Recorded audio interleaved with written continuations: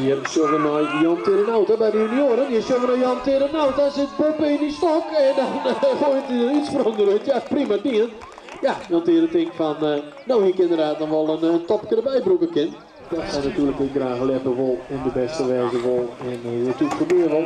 Dus dat mag waardeerd worden. Je komt maar het verhaal, zit weer goed in de stok, komt ook heeg en nou, zit toch vrij makkelijk weer een prima afstandel uit op zee voorbij. Die zegt je 62, ja dat gaat zeker lukken. En hij gaat ik voorbij de 18,40 meter van naar de Broosfabriek, want dat we nog langer wachten moeten. Dan ga je instromen.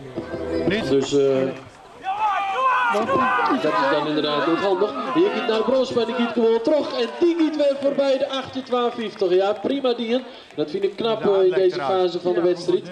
Onder deze omstandigheden. Prima dien voor naar Bronsma. Ik denk van ja, zul je toch even hier toch de wedstrijd winnen. Laat maar linksop. En dat doet hij.